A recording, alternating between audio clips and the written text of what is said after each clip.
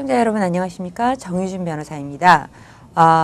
오늘 이 시간에는 그 이혼 소송에 있어서 하이딩 머니, 그러니까 돈을 서로 숨기고자 하는 그런 이슈에 대해서 잠깐 얘기해 보자고 합니다. 그 돈을 숨긴다라고 하면은 이제 일단 하나는 인컴을 보실 수가 있고 하나는 이제 에셋, 자산을 보실 수가 있는데요. 일단 수입이란 측면에서 봤을 때는 상대방 스파우즈의 그 배우자의 진정한 수입이 어떤 것인지를 확인하는 것이 필요합니다.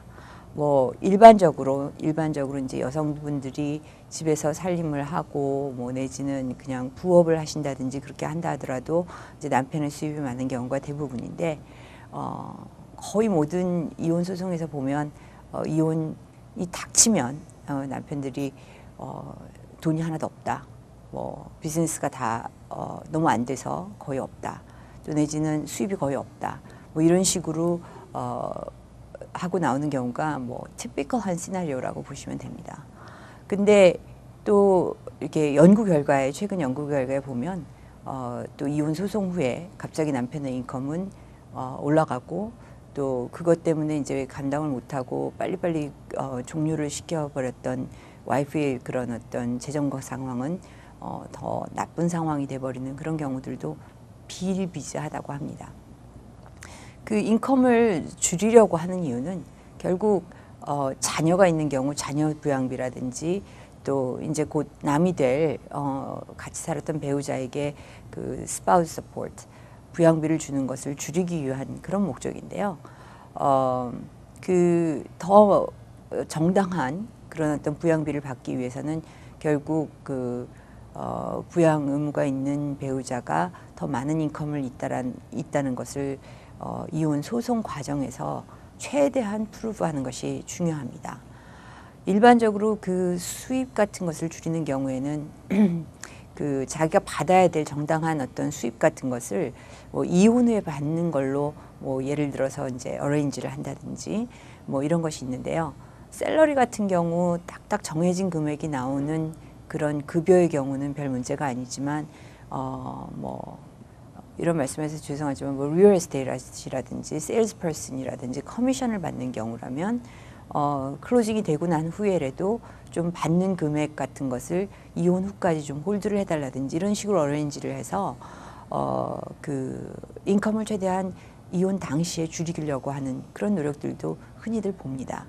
이런 경우 이제 어떤 딱 특정 연도의 어떤 인컴보다는 과거 한 5년 정도의 그 인컴 패런 같은 것을 보는 것이 중요하겠죠. 또 그 워크 일하시는 것과 관련해서 인컴을 줄이는 것에 있어서는 주의해서 봐야 되는 것이 뭐 다른 익스펜스 어카운트나 아니면 다른 베네핏 같은 것을 받는 것이 없는지 뭐 이런 것도 주의해서 볼 필요가 있습니다. 예를 들면 회사차를 자기가 회사차는 비즈니스 용도로만 사용하라고 쓰는 것인데 개인적으로 사용을 한다든지 아니면은 뭐 파킹이라든지 이런 것이 회사에서 다 지급이 된다든지 아니면은 손님을 많이 대접하는 그런 일을 하고 계시는 분이라면은 뭐 클라이언트들을 대접하기 위한 뭐 밀즈 앤 엔터테인먼트 뭐 식사라든지 여러 가지 엔터테인먼트 같은 거를 하는 익스펜스 어카운트를 금액을 뭐 불리고선 다르게 뭐 자기가 이용을 한다든지 뭐 이런 일들도 많이 보는 거고요. 또 뭐 이렇게 식사료 같은 것을 뭐 인플로이가 제공하거나 아니면 뭐 심지어는 의류라든지 아니면 유니폼 같은 것들 이런 식으로 얼라원스들을 제공하는 그런 인플로이어가 있는 경우에는 여러 가지 파이낸셜 베네핏이 있고 실제로는 그것이 인컴임에도 불구하고 그것을 인컴이 아닌 양 디스가이스하는 경우도 많습니다.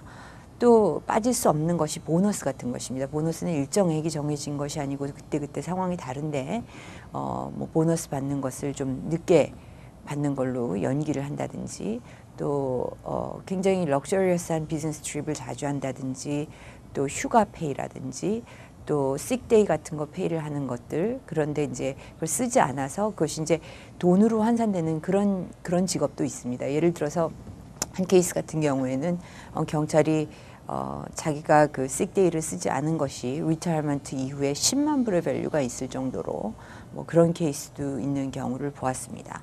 또 그 외에도 좀 큰 회사 같은 경우에는 이제 스탁 옵션 같은 것도 있는데요. 그 스탁 옵션이라는 거는 자기가 일하고 있는 회사의 주식을 그 인플로이이기 때문에 더 혜택을 받아서 적은, 그러니까 훨씬 더 저렴한 가격에 퍼체이스 할 수 있는, 살 수 있는 그런 권리 같은 것인데, 이 또한 이것도 밸류이기 때문에 중요한 부분이고 짚고 넘어가야 됩니다. 뭐 심한 경우는 뭐 컨트리 클럽이라든지 헬스 클럽 뭐 이런 것들도 그 밸류가, 멤버십 밸류가 상당한 금액이 될 수도 있고요. 또 뭐 또 티피컬 시나리오 하나는 그 빚을 많이 늘리는 거죠. 그래서 갑자기 뭐 알지도 못했던 또 뭐 고용주하고 뭐 빚을 오히려 꿔준 게 있다라든지, 아니면은 받은 게 있다라든지, 아니면 가족이나 친구들한테 뭐 돈을 꿔서 돌려줘야 된다라든지, 이런 식으로 해서 그 두 부부가 나눠 가져야 될 메리탈 팟을 적게 하려고 하는 그런 시도들도 흔히 봅니다. 또 인플로이하고 또 관계를 잘 봐야 될 필요가 있는데, 어떤 경우는 남편이 급여를 받는 걸로만 알고 있었는데 실제로는 그 비즈니스의 프로핏을 받고 있는 경우도 있습니다. 이런 경우라면 사실 남편이 고용인이 아니라 차라리 어떤 퍼센티지 프로핏에 대한 오너십을 갖고 있는 것이죠. 이런 부분들을 그냥 살림을 하고 이러시는 분들은 잘 내용을 모르기 때문에, 또 알려고 생각하지도 않고 가져다 주는 돈으로 생활을 하다가 결국 이제 이혼 소송까지 가는 경우에는 하나하나 챙겨야 될 부분들이 되는데 내용을 잘 모르시는 경우들이 많습니다. 이렇게 인컴과 마찬가지로 자산의 경우에도 비슷한 시도들이 많이 있습니다. 자산 자체라는 거는 예를 들어서 한쪽 배우자가 자기가 갖고 있는 그런 돈을 다른 사람에게 이제 트랜스퍼 해버리는 겁니다.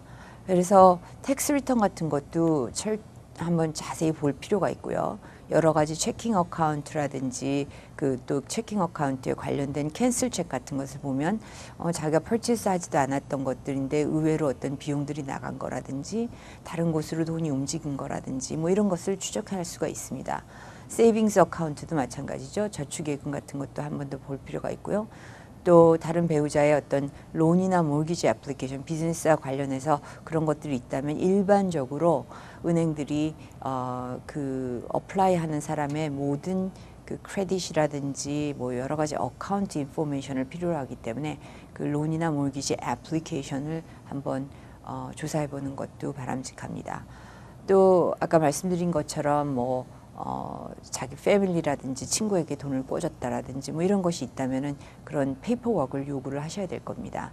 부동산의 경우도 그냥 잘 모른다 하는 것이 아니라 부동산의 경우는 거의 퍼블릭 레코드이기 때문에 혹시 추적되는 자료가 있다 그러면은 어떤 세금을 부과하는 텍스 어세스들을 잘 컨택을 해서 서치를 하는 것이 필요합니다.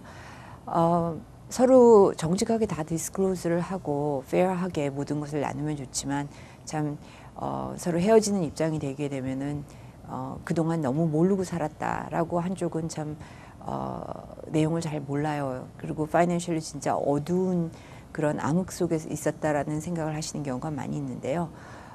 같이 사시는 동안 서로 어떤 재정적인 결정 같은 것에 자주 동참하시고 내용을 파악하는 것도 중요하고, 또 만약 그렇지 않았다 하는 경우에도 자기의 정당한 그런 쉐어를 받기 위해서는 지금까지 말씀드렸던 사항들을 잘 주의하셔서 그 어떤 디스커버리 프로세스나 이런 걸 통해서 충분히 받아서 그 손해가 되지 않는 그런 상황이 돼야 될 거라고 봅니다. 지금까지 말씀 도움되시기 바라면서 다음 시간에 다시 뵙겠습니다.